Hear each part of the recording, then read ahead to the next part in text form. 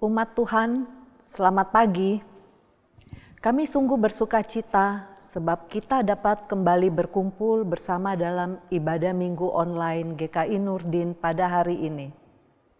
Bersorak-soraklah bagi Tuhan, hai seluruh bumi. Beribadahlah kepada Tuhan dengan sukacita. Datanglah ke hadapannya dengan sorak-sorai. Mari kita berdiri dan mengangkat pujian dan syukur bagi Allah kita.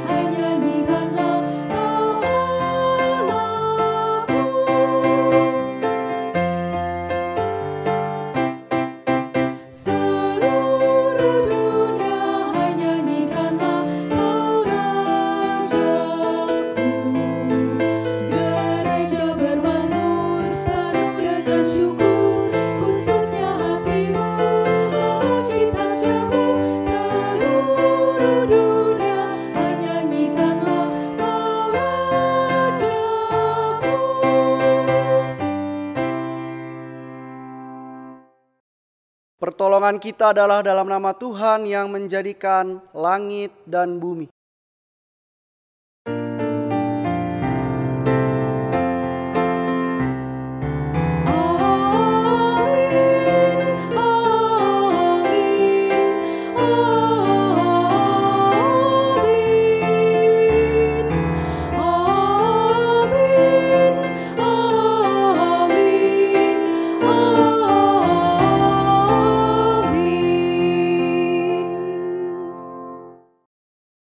Tuhan beserta saudara. Dan beserta saudara juga. Umat dipersilahkan duduk. Tema kita pada hari ini adalah berhasil di jalan Tuhan. Mungkin sekilas kita sudah dapat membayangkan bahwa keberhasilan di jalan Tuhan tentu berbeda dengan berhasil menurut ukuran dunia.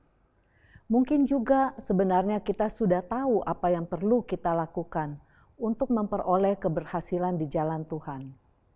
Masalahnya, kita tidak selalu mau atau berani melakukan apa yang benar. Banyak resiko atau tantangan menanti saat kita memilih untuk menghidupi nilai-nilai kebenaran yang telah Tuhan ajarkan. Mari kita rendahkan hati dalam doa pengakuan dosa kita. Mari berdoa. Tuhan, kami telah mendengar dan membaca firman-Mu sebagai pedoman.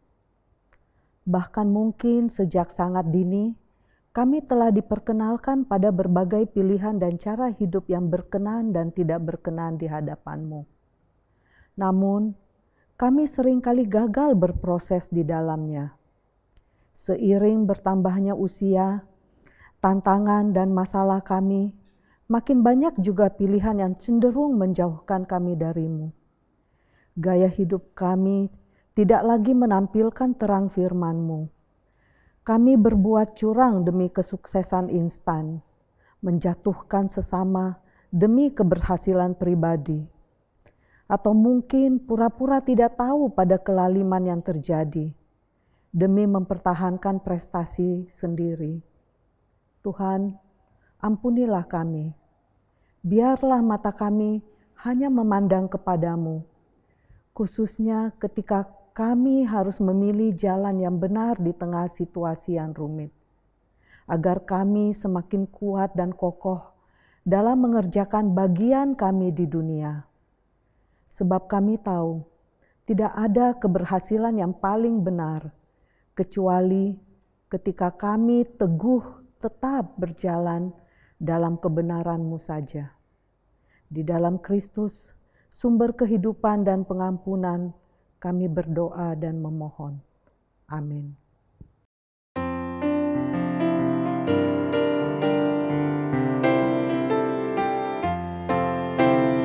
Kiranya berduri hatiku, Yesus membisikkannya.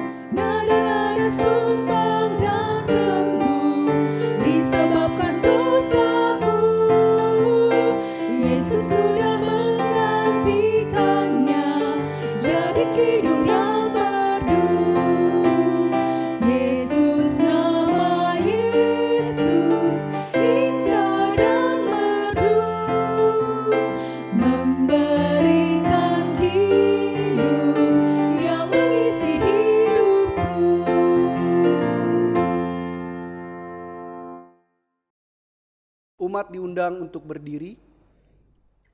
Bagi setiap kita yang telah mengakui dosanya di hadapan Tuhan, dengarkanlah berita pengampunan dari Yesaya 1 ayatnya yang ke-18. Demikianlah firman Tuhan. Marilah, baiklah kita berperkara, firman Tuhan, sekalipun dosamu merah seperti kirmizi, akan menjadi putih seperti salju. Sekalipun berwarna merah seperti kain kesumba, akan menjadi putih seperti bulu domba. Di dalam Kristus engkau telah diampuni. Di dalam Kristus engkau pun telah diampuni. Damai Kristus bagimu. Damai Kristus bagimu juga.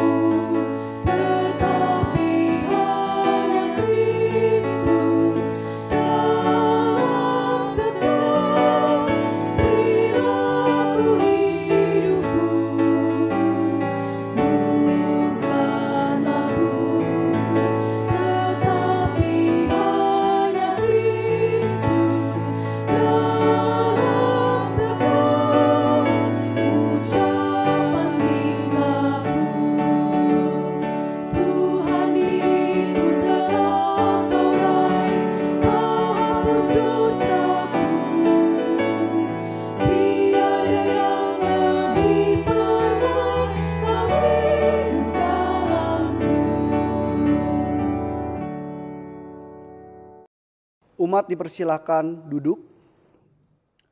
Mari kita sambut firman Tuhan, kita bersama-sama berdoa. Di hari yang boleh Tuhan percayakan pada kami hari ini ya Tuhan, kami mau bersyukur untuk setiap kasih setiamu yang tidak pernah meninggalkan kehidupan kami. Kini tiba saatnya bagi kami ya Tuhan untuk membaca dan merenungkan firman-Mu. Biarlah firman-Mu pada hari ini menjadi kekuatan kami, agar kami dapat terus menjalani kehidupan kami. Dan biarlah firman ini juga menerangi langkah kaki kami, agar kami dapat berjalan hanya di dalam Engkau. Terima kasih ya Tuhan, inilah doa dan pengharapan kami. Semua kami serahkan hanya di dalam nama Kristus Yesus, Tuhan kami yang hidup, kami berdoa. Amin. Mari kita berdiri untuk menyambut Injilnya.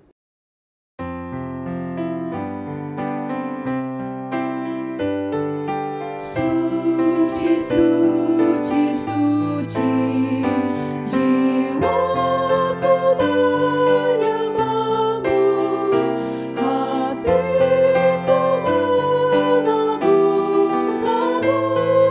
Suci Kau Tuhan, suci, suci, suci, jiwaku menyembahmu, hatiku mengagungkanmu.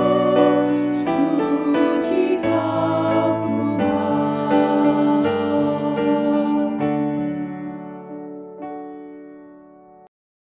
Injil Tuhan kita Yesus Kristus menurut Matius 23 ayat yang pertama sampai yang ke-12. Maka berkatalah Yesus kepada orang banyak dan kepada murid-muridnya, katanya, ahli-ahli Taurat dan orang-orang Farisi telah menduduki kursi Musa. Sebab itu turutilah dan lakukanlah segala sesuatu yang mereka ajarkan kepadamu.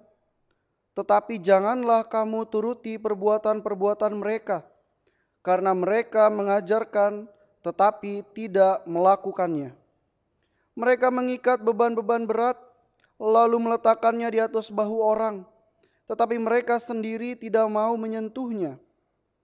Semua pekerjaan yang mereka lakukan hanya dimaksud supaya dilihat orang. Mereka memakai tali sembahyang yang lebar dan jumbai yang panjang. Mereka suka duduk di tempat terhormat dalam perjamuan dan di tempat terdepan di rumah ibadat. Mereka suka menerima penghormatan di pasar dan suka dipanggil rabi. Tetapi kamu, janganlah kamu disebut rabi, karena hanya satu rabimu, dan kamu semua adalah saudara. Dan janganlah kamu menyebut siapapun bapa di bumi ini, karena hanya satu bapamu, yaitu Dia yang di sorga. Janganlah pula kamu disebut pemimpin, karena hanya satu pemimpinmu, yaitu Mesias. Barang siapa terbesar di antara kamu, hendaklah ia menjadi pelayanmu. Dan barang siapa meninggikan diri, ia akan direndahkan. Dan barang siapa merendahkan diri, ia akan ditinggikan. Demikianlah Injil Yesus Kristus. Berbahagialah mereka yang mendengarkan firman Allah dan yang memeliharanya.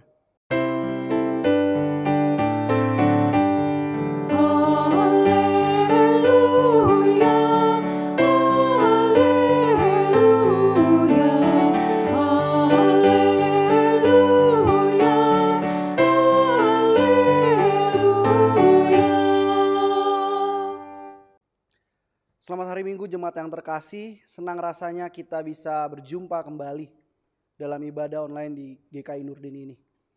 Hari ini kita memasuki bulan yang baru. Kita mau melihat bagaimana apa yang sudah kita jalani selama kurang lebih 11 bulan ini. Apakah kita sudah berhasil menurut kita atau malah kita berhasil di dalam Tuhan? Bagaimana kita mau melihat apa yang sudah kita jalani selama ini? Bagaimana kita tahu apakah kita sudah berhasil atau belum? Untuk itulah kita mau melihat apa yang sudah kita bersama-sama baca dan renungkan pada hari ini. Kita melihat bahwa ada sebuah kisah yang dituliskan dari Injil Matius pasal yang ke-23 ayat 1-12 yang tadi kita baca bersama.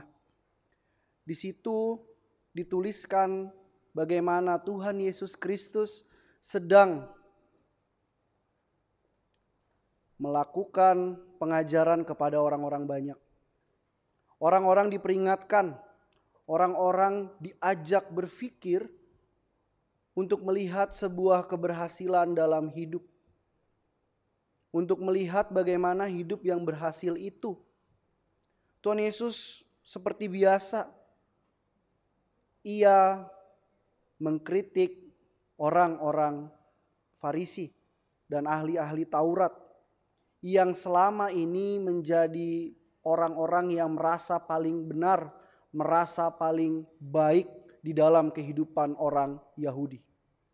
Ketika Tuhan Yesus mengajar dan menegur orang banyak, ia banyak sekali menyindir keberadaan orang Farisi dan ahli-ahli Taurat yang senang dianggap baik, yang senang dianggap paling berhasil di dalam melakukan kehidupan rohaninya. Ketika setiap orang Yahudi, setiap orang pada saat itu melihat orang Yahudi, mereka ingin selalu memberi mereka pujian, memberi tempat terhormat, bahkan memanggil mereka rabi. Semua itu dilakukan karena mereka melihat bahwa ahli-ahli Taurat dan orang-orang Farisi ialah orang yang berhasil dalam melakukan setiap perintah Tuhan. Melakukan setiap firman yang Tuhan berikan. Mereka dianggap berhasil menjalani kehidupan rohani yang baik. Akan tetapi Tuhan Yesus tidak melihat itu adalah sebuah keberhasilan. Tuhan Yesus tidak memandang apa yang orang Farisi dan ahli-ahli Taurat itu lakukan ialah sebuah keberhasilan dalam kehidupan rohani. Tuhan Yesus melihat itu adalah sebuah tindakan yang nol besar. Kenapa Tuhan Yesus memandang hal itu sebagai sebuah tindakan yang nol? Padahal mereka sudah menjalani ritual, menjalani kehidupan rohani yang terlihat baik dan seakan-akan baik dan sempurna adanya. Mengapa ia melihat seperti itu? Karena Tuhan Yesus mengatakan bahwa mereka cuma ahli dalam memberitakan, tetapi tidak ahli dalam melakukan apa yang menjadi firman itu. Firman itu dikatakan berhasil ketika ia mampu diwujud nyatakan dalam kehidupan sehari-hari. Ia mampu hadir di tengah kehidupan, bukan soal kata, tetapi tindakan nyata di dalam kehidupan sehari-hari. Tuhan Yesus melihat hal ini sungguh sangat tragis, karena orang-orang memanggil mereka rabi, memanggil mereka dengan sebutan-sebutan sebagai ahli dan yang lainnya, dan memberikan mereka tempat terhormat dalam kehidupan orang-orang Yahudi. Padahal mereka sama sekali bukan pelaku kasih. Mereka hanya mencuri kemuliaan Allah dengan sikap-sikap mereka yang dianggap baik, dianggap sempurna itu. Mereka menganggap diri mereka lebih baik daripada yang lain ketika mereka bisa melakukan setiap ritual-ritual dengan baik. Tetapi bukan itu yang Tuhan inginkan.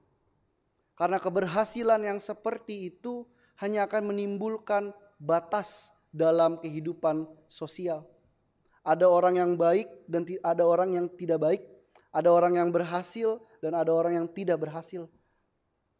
Menyingkirkan yang tidak berhasil, menyingkirkan yang tidak baik, itu yang sedang Tuhan Yesus kritisi. Tuhan Yesus melihat bahwa gaya hidup seperti ini menjadi sebuah kebiasaan yang buruk bagi kehidupan orang-orang Yahudi pada saat itu. Maka Tuhan Yesus mengajak orang-orang Yahudi pada saat itu, orang-orang banyak yang memiliki pemikiran seperti tadi, untuk memikirkan ulang makna keberhasilan. Apa yang mengindikasikan seseorang berhasil? Tuhan Yesus mengatakan di dalam ayat yang ke-10 sampai yang ke-12 yang tadi kita baca. Ia mengatakan, janganlah pula kamu disebut pemimpin karena hanya satu pemimpinmu, yaitu Mesias. Barang siapa terbesar di antara kamu, hendaklah ia menjadi pelayanmu. Dan barang siapa meninggikan diri, ia akan direndahkan. Dan barang siapa merendahkan diri, ia akan ditinggikan. Ayat ini mungkin sering kita baca dan sering kita maknai bahwa oh, tidak apa-apa ketika saya gagal, ketika saya tidak berhasil, ketika saya tidak mampu. Tetapi Tuhan Yesus ingin mengatakan ketika kita membaca utuh dari ayat 1 sampai 12 tadi, sebenarnya Tuhan Yesus ingin mengajak orang memikirkan kembali apa itu keberhasilan di dalam hidup. Bukan cuma orang yang berhasil dalam melakukan setiap ritual kehidupannya, setiap ritual kerohanian yang ia jalani. Bukan cuma sekadar itu. Tetapi Tuhan Yesus mau melihat bagaimana kehidupan rohani itu tercermin melalui kehidupan yang nyata. Melalui tindakan yang hadir di tengah-tengah realita sekarang. Bukan berarti ketika kita datang terus ke gereja, kita selalu dilihat, oh ini orangnya baik, orangnya sangat rohani. Tetapi ketika ia tidak bisa melakukannya, maka kita akan melihat orang ini, kok dia rajin ke gereja, dia rajin berdoa, tetapi tidak ada tindakannya. Itu sama seperti ahli-ahli Taurat dan orang-orang Farisi, yang selalu menjadi orang yang sempurna dan baik dilihat orang, dianggap berhasil, tetapi tidak memiliki keberhasilan sama sekali. Mengapa ayat ini menjadi penutup dari perkataan Tuhan Yesus ketika ia menyindir banyak orang.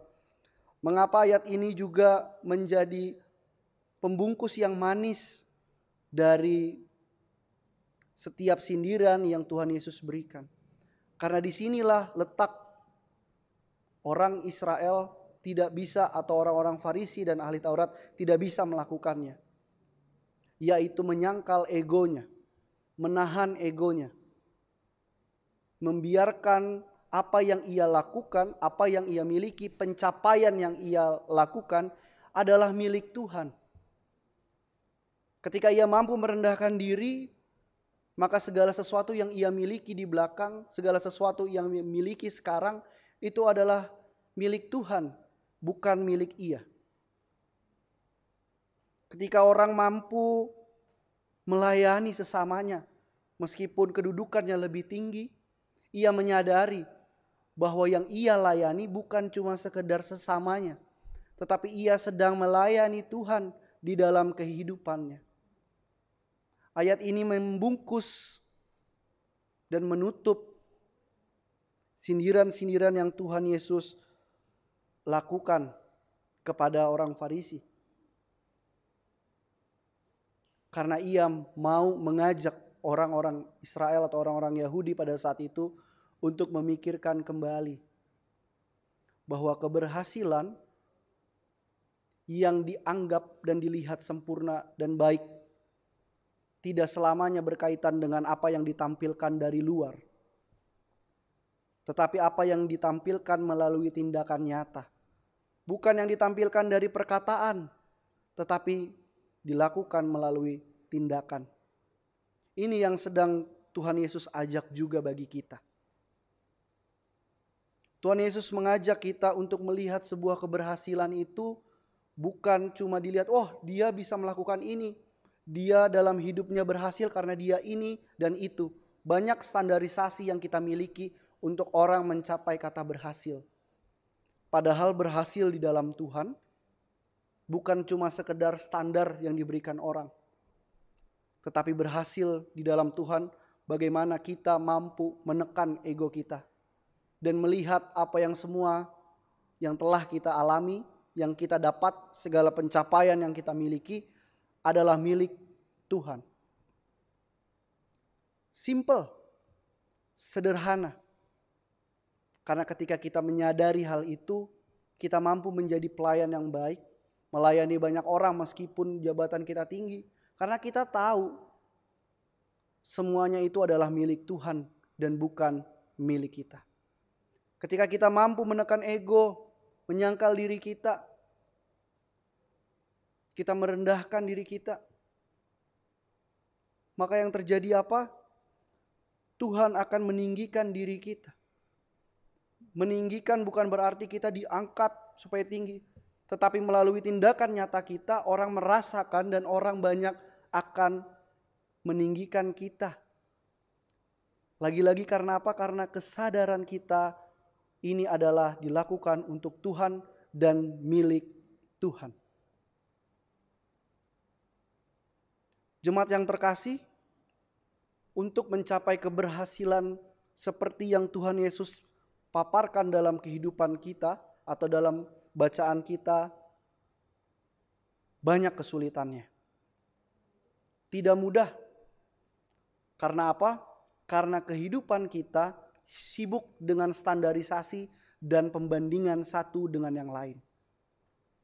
Kenapa saya mengatakan ada standar di dalam hidup kita? Tanpa kita sadari dan tanpa kita sengaja juga, kadang-kadang standar dan membandingkan itu kita gabungkan menjadi satu. Ketika berbicara tentang keberhasilan. Contohnya ketika saya waktu itu masih SD mungkin, SMP, itu paling senang orang tua saya membandingkan saya dengan teman-teman saya. Wah, si ini dapat nilai 100, si ini dapat nilai 80, kok kamu cuma dapat 60. Oh si B, dia ranking 1, kamu kok ranking 2 dari belakang. Kenapa? Kalau dulu saya sudah membaca teks ini dan memahaminya, saya akan bilang ke mama saya, "Mah, gak penting mah, misalnya ranking 1, tetapi tidak bisa mengajarkan teman yang lainnya. Sehingga dia ranking 1 di antara teman-teman yang bodoh. Kan sama aja. Bagaimana kita mampu menjadi orang yang terbaik di tengah-tengah orang yang juga baik? Kita mampu menolongnya. Bagaimana kita mampu dikatakan, oh dia orang paling kaya di tempat ini.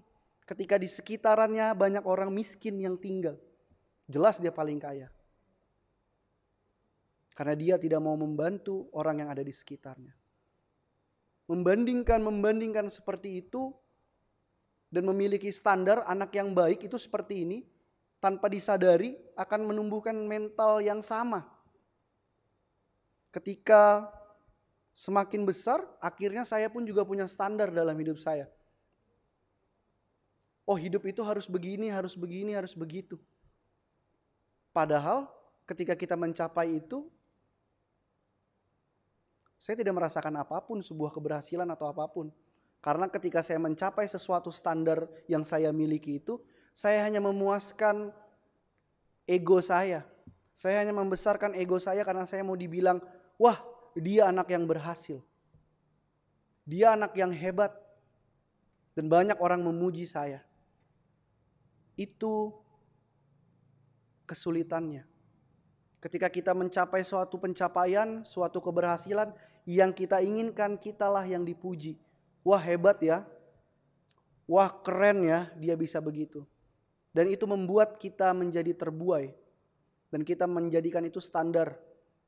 Sehingga kita menganggap sebuah keberhasilan kalau itu menyangkut bisa mengalahkan yang lain. Padahal bukan itu yang Tuhan inginkan. Tuhan Yesus menginginkan bahwa keberhasilan itu bukan berbicara tentang saya. Tetapi berbicara bagaimana Tuhan Yesus yang hadir di dalam setiap pencapaian kita. Dan segala pencapaian yang tinggi itu, yang besar itu adalah milik Tuhan. Untuk apa disombongkan? Kalau semuanya pun dapat diambil dengan mudah oleh Tuhan. Karena setiap keberhasilan yang kita capai, pencapaian yang kita ambil, semua diberikan oleh Tuhan. Lalu apa guna kita? Lalu apa yang perlu kita lakukan di dalam kehidupan kita? Tugas kita sebagai orang-orang yang percaya kepada Tuhan, kita melakukan apa yang sudah Tuhan percayakan di dalam kehidupan kita. Ketika Tuhan sudah percaya kepada kita keberhasilan yang sudah diberikan itu, maka keberhasilan itu perlu kita berikan, perlu kita bagikan kepada orang banyak. Perlu kita teruskan ke orang-orang yang juga membutuhkan dan menunggu-nunggu sebuah keberhasilan itu. Itulah mengapa ketika kita merasa kita ingin selalu berhasil, kita selalu ingin menjadi nomor 1. Kita mau menjadi orang yang terhebat, terkaya, terpintar, yang lainnya. Kita ingin menjadi seperti itu dengan menyingkirkan yang lain. Dan akibatnya apa? Banyak orang yang menderita. Karena ada standar keberhasilan yang diciptakan oleh kita sendiri. Tetapi ketika kita melihat apa yang Tuhan Yesus katakan, yang Tuhan Yesus berikan dalam kehidupan kita, kita tidak lagi mau menjadi orang yang terbaik, terpintar, terkaya, dan lainnya. Tetapi kita mau menjadi orang yang rendah hati. Orang yang mau mengakui segala kelemahan. Menjadi orang yang mampu melihat segala keadaan dan mau terjun langsung menolong orang-orang yang ada. Karena itulah yang Tuhan inginkan. Bahwa keberhasilan bukan soal standar yang dibuat. Tetapi keberhasilan itu juga berbicara sebuah kerendahan hati, sebuah ketidakmampuan kita, dan juga keberanian kita untuk mengakui setiap kelemahan yang kita miliki. Bahwa keberhasilan itu bukan sebuah capaian, tetapi keberhasilan di dalam Tuhan adalah sebuah tujuan. Ketika kita mampu menjadi orang yang rendah hati, berani mengakui kelemahan dan mengakui diri tidak mampu, maka kita akan menuju sebuah keberhasilan. Karena ketika keberhasilan sebagai sebuah tujuan, mungkin kita tidak akan pernah mencapai keberhasilan itu. Tetapi keberhasilan itu dapat kita kejar dengan melakukan apa yang Tuhan Yesus ingatkan di dalam kehidupan kita. Menekan ego kita agar tidak kita yang dipuji dari setiap capaian kita, melainkan Tuhanlah yang selalu dimuliakan oleh karena setiap apa yang kita lakukan di dalam kehidupan kita. Biarlah hari Minggu ini mengingatkan kita untuk mengevaluasi selama 11 bulan belakang ini. Apakah kita sudah berhasil atau belum? Ataukah kita masih berbangga diri dengan capaian-capaian yang kita raih sehingga melupakan Tuhan? Biarlah firman ini mengingatkan setiap kita untuk melihat dan memaknai ulang keberhasilan. Karena keberhasilan bukan menurut standar manusia, tetapi berhasillah di jalan Tuhan. Tuhan menyertai kita semua dan Tuhan meneguhkan hati kita. Amin.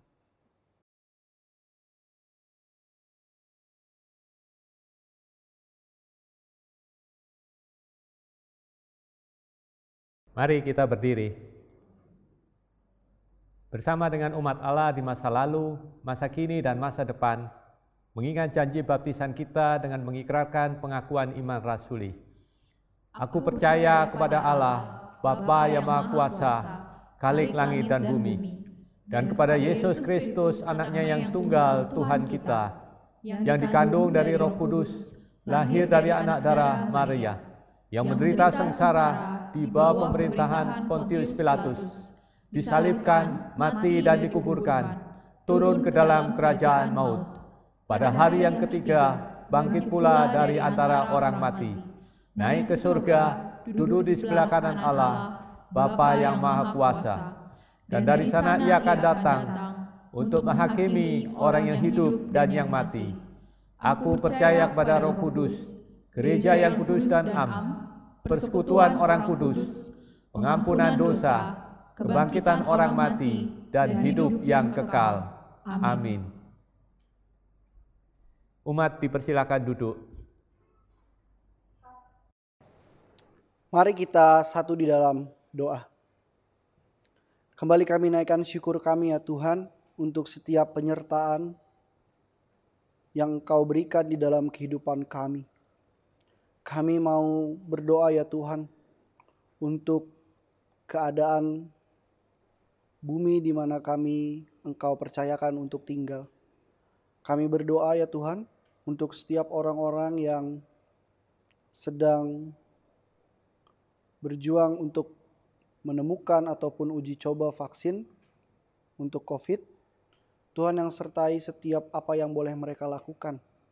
Biarlah melalui vaksin yang akan diberikan atau yang dibuat, nama Tuhan selalu dipermuliakan. Kami juga berdoa ya Tuhan bagi setiap orang-orang yang berada di dalam pergumulannya, kegelisahan hatinya, karena kehidupan yang semakin mencekiknya. Kiranya Tuhan selalu hadir dan Tuhan juga menyapanya melalui orang-orang yang senantiasa mau menolong, yang hadir di dalam kehidupannya. Tuhan, kami juga mau berdoa bagi pemerintah kami. Tuhan yang selalu menyertai dan Tuhan yang menolong setiap orang-orang yang menjadi pemangku kebijakan. Kiranya Tuhan berikan hikmat bagi mereka untuk mengambil setiap kebijakan dengan baik dan tepat bagi kebutuhan masyarakat, bukan bagi kebutuhan oknum-oknum di belakangnya. Tolonglah pemerintahan kami ya Tuhan. Tuhan, kami juga berdoa bagi jemaat-Mu di tempat ini. Tuhan yang selalu sertai kami di dalam setiap perubahan dan dinamika kehidupan bergereja. Kiranya Tuhan juga terus menyertai setiap para petugas, orang-orang yang memberikan waktu dan pikirannya bagi keberlangsungan kehidupan bergereja di tempat ini. Kiranya Tuhan selalu memberikan kekuatan dan sukacita bagi mereka yang mau memberikan dirinya. Kami juga berdoa ya Tuhan bagi setiap pergumulan jemaat kami, bagi yang kami tahu ataupun yang kami tidak tahu. Kami tahu bahwa Tuhan selalu menolong kami dengan cara yang indah dan yang tidak dapat dipikirkan oleh setiap manusia. Biarlah juga Tuhan selalu menolong dan menyertai setiap pergumulan yang boleh kami hadapi, agar kami dapat melewati setiap badai kehidupan bersama dengan Tuhan. Terima kasih ya Tuhan. Biarlah doa yang boleh kami naikkan ini, kami naikkan hanya di dalam nama Tuhan kami, Yesus Kristus, Tuhan kami yang hidup. Kami berdoa. Amin. Umat Tuhan yang terkasih, mari bawa persembahan terbaik kita kepada Tuhan dengan mengingat firman Tuhan dari Mazmur 7 ayat 18. Aku hendak bersyukur kepada Tuhan karena keadilan-Nya dan bermazmur bagi nama Tuhan yang maha tinggi. Saudara dapat mengirimkan persembahan melalui nomor rekening GKI Nurdin yang tertera pada layar.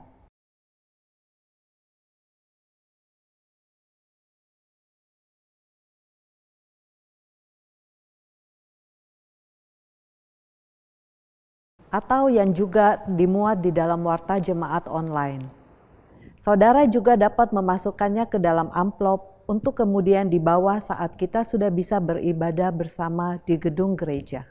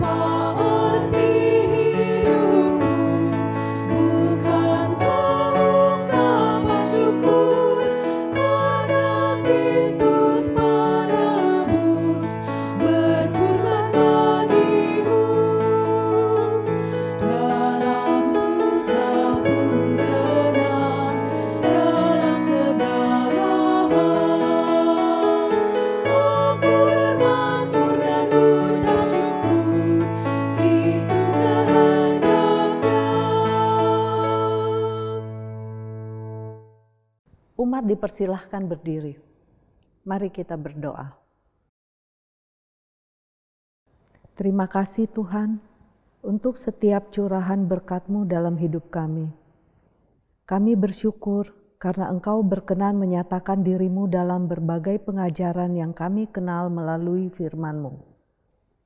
Biarlah kami senantiasa menjadikan firman-Mu sebagai dasar ketika kami berupaya memperoleh keberhasilan hidup, agar setiap pencapaian yang kami lakukan semuanya berkenan di hadapan-Mu, dan kemudian dapat kembali kami serahkan sebagai ungkapan syukur yang kudus dan tulus.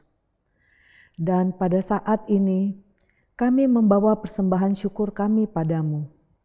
Kiranya Tuhan berkenan menerima dan menjadikannya sebagai saluran berkat bagi gerejamu, khususnya GKI Nurdin, dalam melakukan kerja layannya di dunia. Di dalam nama Putramu yang tunggal dan kudus, Yesus Kristus, kami berdoa dan mengucap syukur. Amin. Kembalilah kepada kehidupan sehari-hari dan ingatlah untuk merendahkan hati kita agar kita dapat berhasil di jalan Tuhan.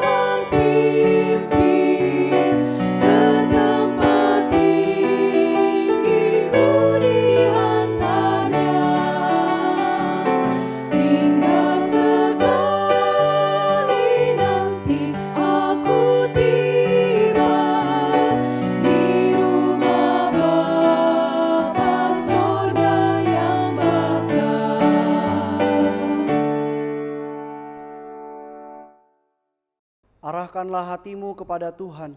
Kami mengarahkan hati kami kepada Tuhan.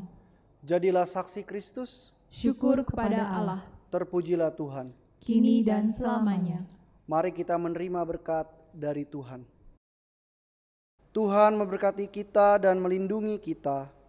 Tuhan menyinari kita dengan wajah-Nya dan memberi kita kasih karunia. Tuhan menghadapkan wajah-Nya kepada kita dan memberi kita damai sejahtera.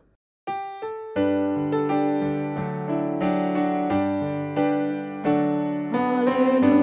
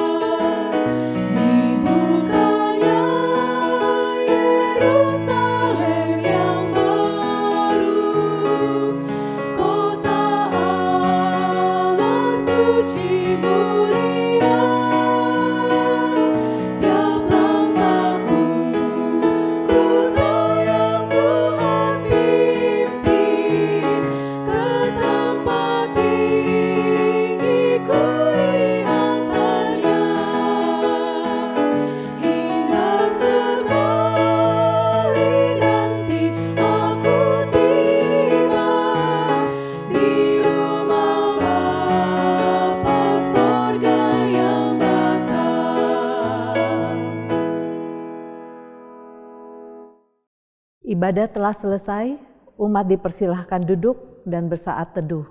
Selamat hari Minggu, Tuhan Yesus memberkati.